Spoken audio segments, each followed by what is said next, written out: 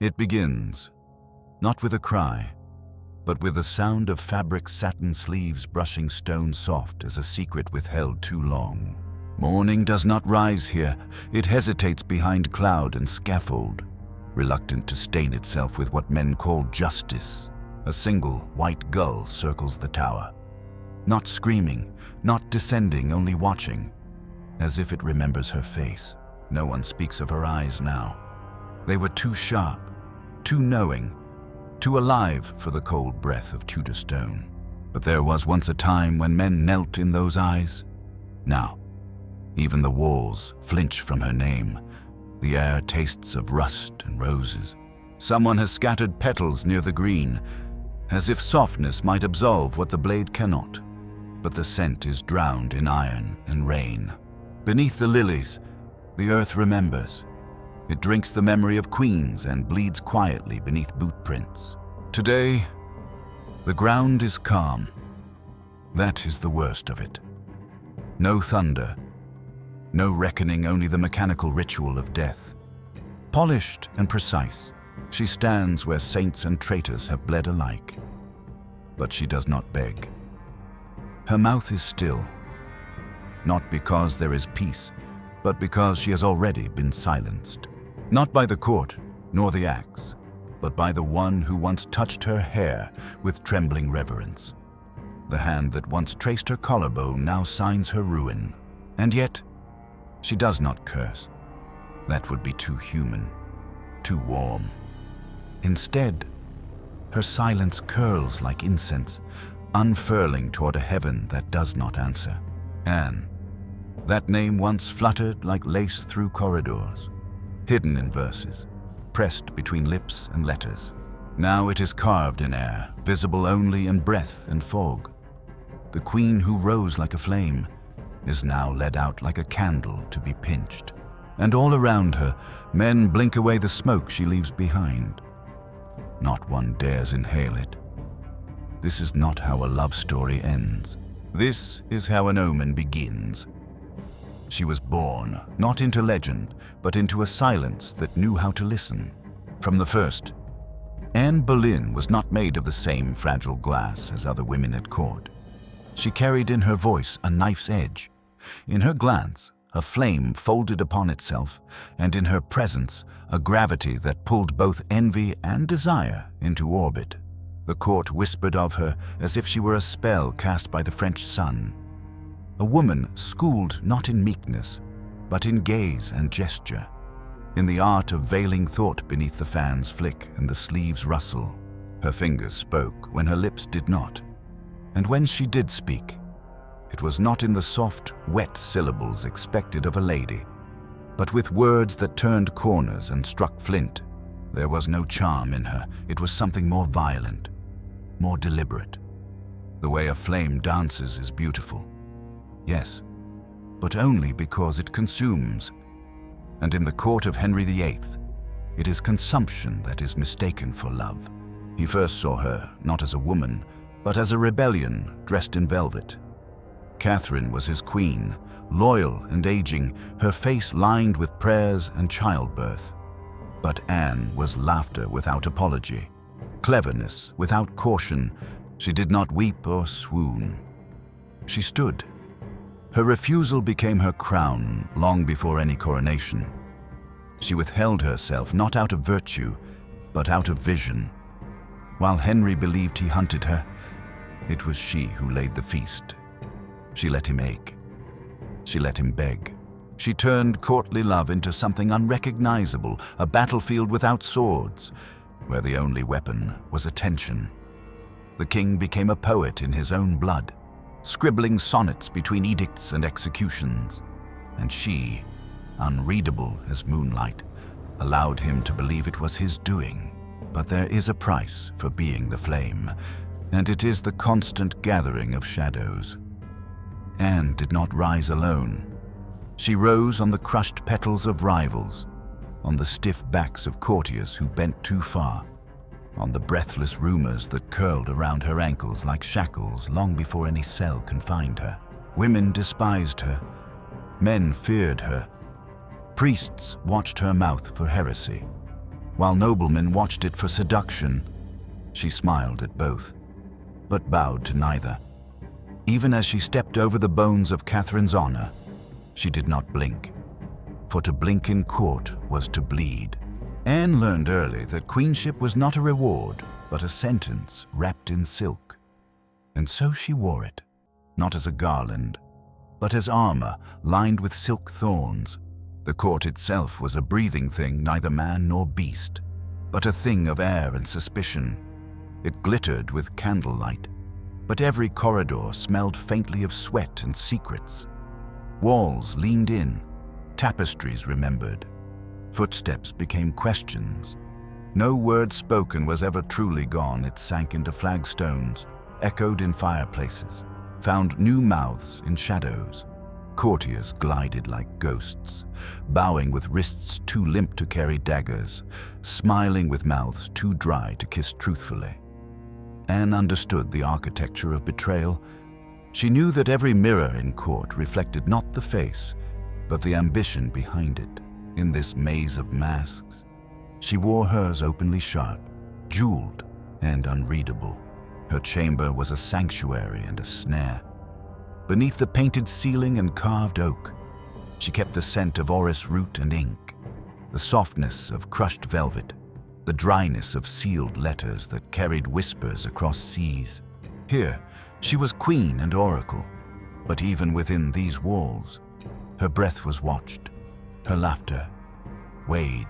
A single glance too long at a lord, a word too bold at dinner each moment became an entry in a ledger she would never see, judged by men who had already begun to imagine her head without its crown. She did not fear the court. She understood it too well for fear, but she did grow weary. Weary of smiling at the blade as if it were a brooch. Weary of offering her neck in metaphor when she knew one day the metaphor would grow teeth. Her relationship with Henry was not love. It was an altar. He knelt before her not to worship, but to wield. She was the symbol he needed to justify his break from Rome, his rewriting of heaven itself. In Anne's womb, he buried a nation's hope, and when it yielded not the son he craved, but the daughter who would one day rule without apology, he felt the altar crack. It is dangerous to become a symbol, for symbols must remain still. Anne never did. Even crowned, she was restless. She spoke. She argued. She laughed too loudly. She miscarried. And with each moment, she lost ground, not to women, but to ghosts. Catherine's ghost, the ghost of lost sons, the ghost of papal favor. Henry, once drunk on her defiance, grew sober in the silence of her cradle. And in that silence, he began to listen not to her, but to those who whispered of witchcraft, seduction, ambition. She did not change. The court changed around her. The walls she once danced through grew narrower. The smiles grew wider, hollower. Her ladies became eyes, her servants ears. Anne was never alone again, and yet she had never been more alone. And still, she walked with her chin high, her gowns sweeping like prophecy across stone floors. There is no terror quite like knowing you are being watched for weakness and offering none. There is no courage like knowing you will fall and choosing to rise until the last step. The queen who defied the Pope, who crowned herself with fire and dared to birth a new church into being, was now a woman surrounded by men who measured her pulse by the tremble in her hand. And she let them watch. She let them think they saw her diminish. She gave them just enough truth to miss the fire. But at night, in her bed, where only silence dared touch her, she dreamed not of Henry, nor her daughter, nor the throne. She dreamed of her own name spoken in centuries yet unborn, not as villain or saint, but as warning. Anne did not want redemption. She wanted to be remembered. The palace echoed with laughter not her own. Jane Seymour moved like a shadow behind curtains, pale as paper, pliant as a whispered prayer. Where Anne had been storm, Jane was drizzle. Where Anne had been fire, Jane was fog, and the king, weary of flame, longed for something that would not burn him. But Anne was not smoke, she was cinder. Even as Henry's eyes wandered, Anne's presence still scalded the air. That is what made her dangerous. Not her infidelity, which was fiction, nor her ambition, which was expected, but her refusal to vanish. In a court built on forgetting, she remembered every slight, every betrayal, every man who bowed and licked blood from his own words. She knew them all, and they knew she knew.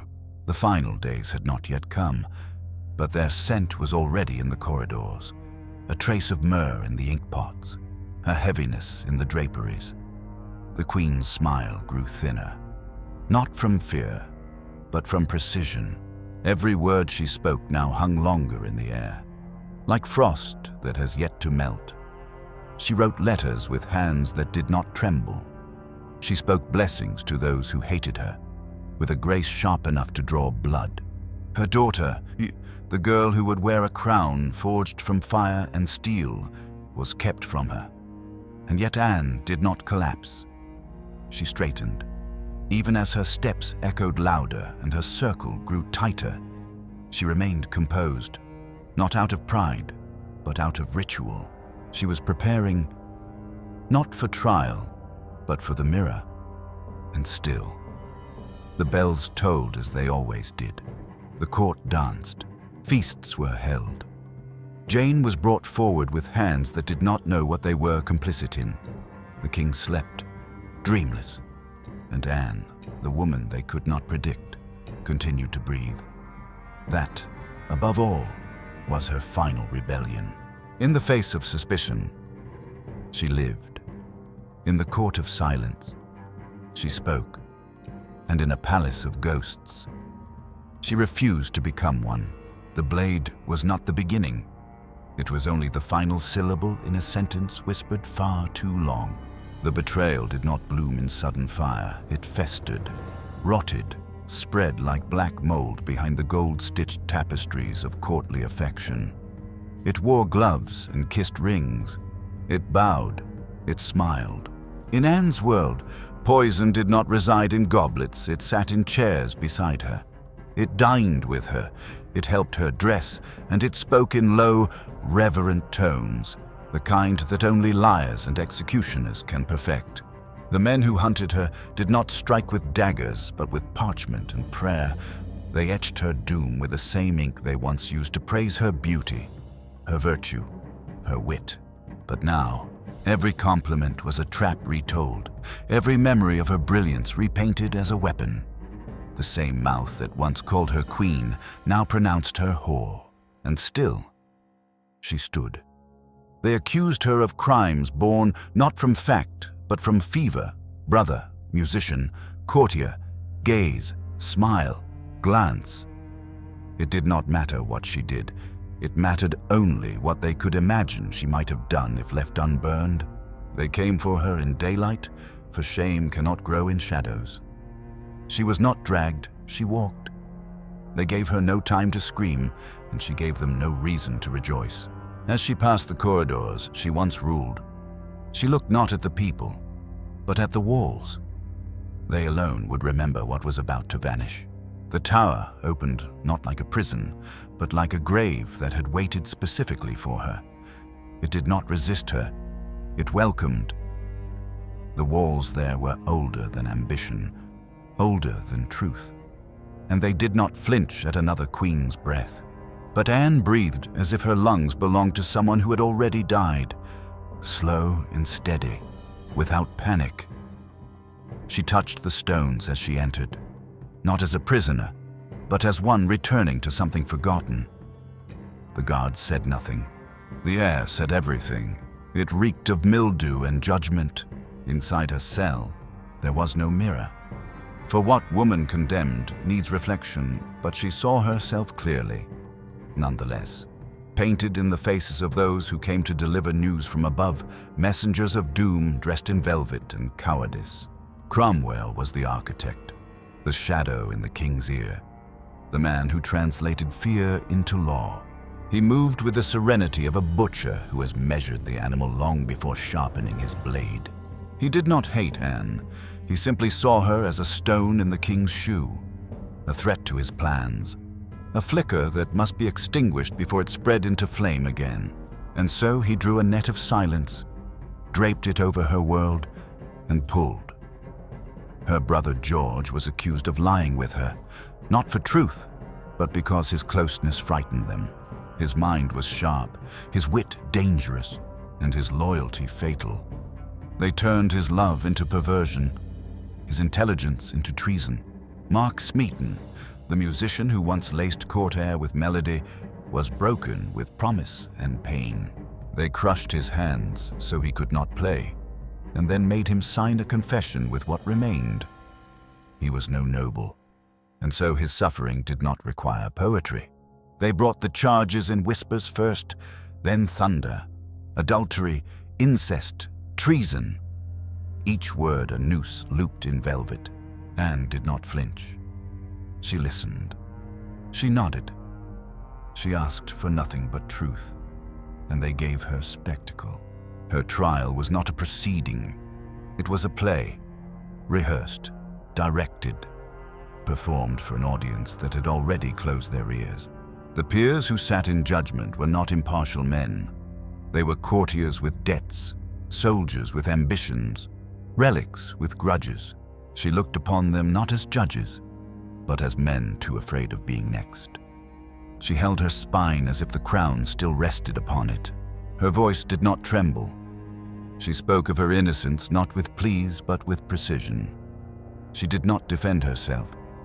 She exposed them, but the crowd heard only the blade already swinging in their minds. Her words fell like feathers on a floor already soaked in blood. George stood trial as well, accused of a love too pure to be understood by politics.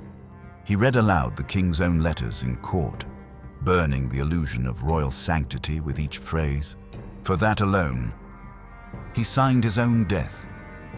Anne was forced to sit and listen as her brother, her blood, her mirror, was dragged through filth, not because he sinned, but because he stood beside her.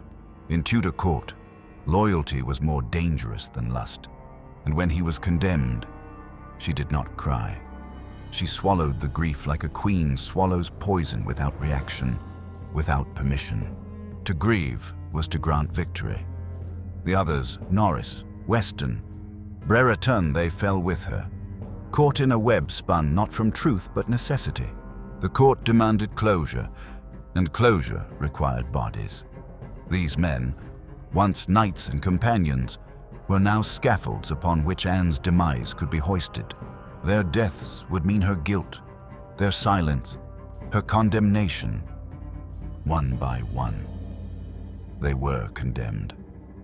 One by one. She watched the crown place blame where once it placed favor. The more the tower filled with those who had once bowed before her, the more hollow the world above became. Henry did not visit. He did not write. His absence was louder than any sentence. In this final betrayal, it was not rage she feared. It was indifference. The king, once insatiable in his pursuit, was now tired.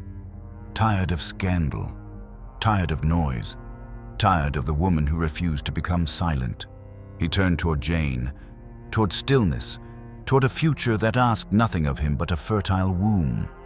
And Cromwell gave him what he wanted, a clean page written in blood. Anne, the queen who defied a church, had now been reduced to an inconvenient story. Her brilliance was too blinding, her refusal too sharp. In a world where queens were expected to kneel, she had stood too long. And so, they came with robes and records, with seals and lies, with courtesy and calculation. They did not slit her throat. They tied her wrists with parchment and choked her with decorum. In her final days within the tower, Anne did not rage. She did not break. She wrote prayers in the air with her fingers. She whispered names only she remembered. She smiled at the rain, not because it comforted her, but because it made no distinction between queen and prisoner. There was a bird that perched outside her window, black, unmoving, a shard of the sky chipped into winged form. It stayed each morning, as if counting her breaths. She did not ask for pardon. She asked only for God's mercy and the dignity of a French sword. English axes were dull. French steel was cleaner. It was the only choice left to her, and even that was debated behind doors she would never see. Her final meal was bread and calm. She dressed herself. She combed her hair. She chose a gown of deep gray, like fog clinging to a corpse. She refused color. Color belonged to those who would live. Outside, the scaffold was raised not in haste but in elegance. It was draped, swept, adorned like a stage. For that is what it was. Anne would not die in a gutter. She would not disappear in the dark. Her death would be witnessed, recorded, remembered. That was the only justice she had left. Her daughter, Elizabeth, was kept from her. But Anne knew. She knew what blood survived. She knew that even in this ritual of erasure, something would remain. The child would grow, the name would echo, and those who cheered now would one day bow before a memory they could not erase. On the morning of her execution, Anne looked not like a victim, but like a woman already halfway to legend. She walked with the grace of prophecy, her every step a punctuation. The crowd did not cheer. They watched. She climbed the scaffold alone, refusing the priest's final absolution. Her sins were not theirs to pardon. She forgave the king, not because he deserved it, but because she would not carry his stain into the next world. She knelt, not in submission, but in preparation. She adjusted her own hair, so the blade would meet nothing but skin. And as the headsman stepped forward, she smiled once, not for the crowd, not for the court, but for herself. This was not defeat. This was not surrender. This was transformation. The woman they could not contain would now become what they could never silence. She was not born to be remembered kindly, not by the world that watched her rise, nor by the one that watched her fall, but memory. Like fire, does not choose what it consumes, it spreads where it pleases. And Anne Boleyn, though silenced, burned on. The days before her death were steeped in a silence so thick it felt sacred. Not peaceful, but funereal, like the breath held between lightning and thunder. The tower did not speak to her, it simply watched. Its walls had absorbed centuries of breath, of agony, of secrets unburied by time. Anne walked among them like a ghost already aware of her end, not pacing in terror, but in strange serenity. She studied each brick as if it were a word in the last sentence of her story. Her thoughts did not twist around survival. They folded precisely around meaning, around what it meant to fall before the body broke, around what remained after the head was taken. They gave her no priest, no comfort, no daughter's fingers to hold, only hours, only air, only stone that did not echo when she spoke. Each morning in the tower, she rose as if still queen. Her women wept. She did not. The tears of others were not currency in this ritual. She kept her composure as though it were the last possession they could not take. They came to measure her for burial while her heart still beat.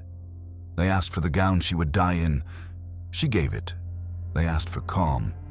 She gave that, too. What they did not ask, for what they could not steal, was the fire in her eyes when she turned from the window and whispered not prayers, but names. Elizabeth, George, Henry. Names carved not in stone, but in silence. Names she folded like cloth and pressed into the hollows of her chest. Not one would hear her speak them again, but each syllable stayed breathing in her ribs. She did not write letters. She left no declarations. That would have been too easy, too mortal. Instead, She entrusted her legacy to memory's cruelty to the mouths of enemies who would fail to forget her. The scaffold was delayed. 3 days, then 4. The headsman, summoned from Calais, did not arrive on time, and so Anne waited. Each morning she rose with the sun, expecting steel. Each evening she lay again beneath linen, untouched. The delay was not mercy. It was cruelty, shaped like time. For every dawn that did not bring death became a question, will it be today? Every hour stripped her of expectation until only ritual remained. She would rise, she would pray, she would dress, she would smile, and she would wait. The birds did not sing near her cell. The tower, sensing her end, silenced all beauty. Only the Thames moved, grey and swollen, dragging dreams out to sea. She listened to it like a lullaby choked in silt. Her breath grew slower, her voice more still. The dignity she preserved now lived in her stillness, in her refusal to shatter. When the headsman arrived, he came not as monster, but as precision. He brought no axe. He carried a sword, thin and sharp, veiled in cloth as if ashamed of its task. He did not meet her eyes. He did not need to. Anne understood this ritual better than he did. She had rehearsed it every night since her arrest. Her death was not an accident. It was not even punishment. It was performance. Every brick in the scaffold, every nail, every footstep on the green, it was theatre. And she, robbed of crown, of voice, of womb, would still own the stage.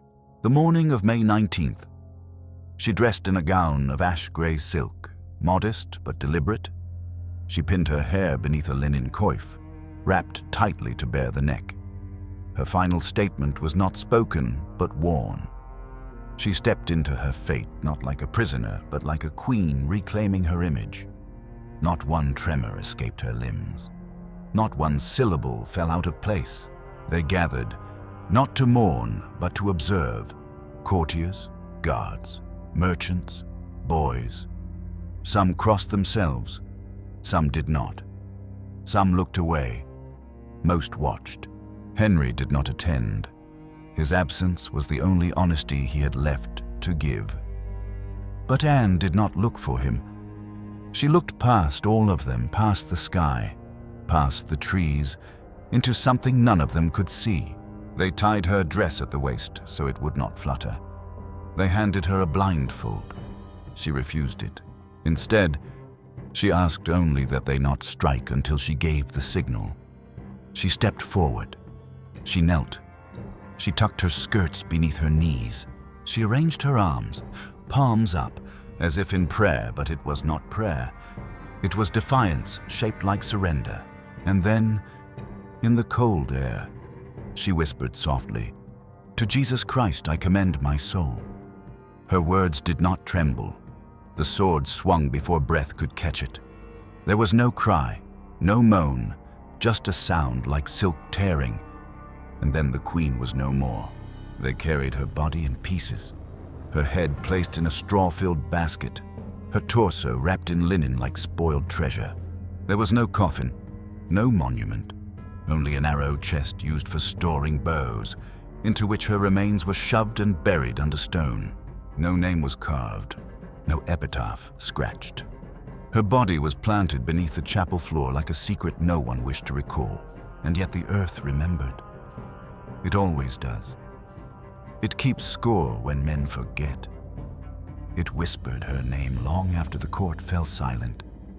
It exhaled her memory into the ears of those who believed her erased. Elizabeth, that small girl left motherless, grew to hear the ghost of Anne in every political lie, every prayer muttered without meaning. And when the time came, when crown and power and throne returned to the line, they tried to cut off at the neck. It was not Henry's vision that ruled, it was Anne's blood, and it did not forget. The legacy left behind was not woven in marble or gold. It clung instead to whispers.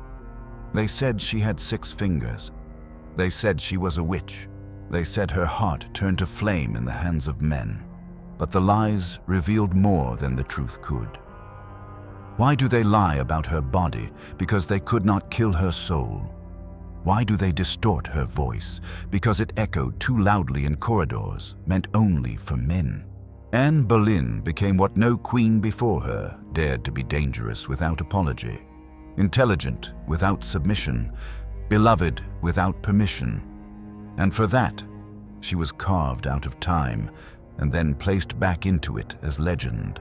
Her daughter, crowned by the same church her mother had defied, ruled with a silence that echoed Anne's. Elizabeth did not mention her mother often. She did not weep in public. She simply ruled, with eyes that remembered, and a spine forged from absence. Anne's ghost does not wander the tower in agony. It waits, not for revenge, but for recognition. It lingers not in torment, but in defiance. Every queen who dares to speak truth, every woman who is punished for being too sharp, too sure, too alive, she walks in Anne's shadow. Not in sorrow, but in strength. The sword that struck her did not silence her. It sanctified her.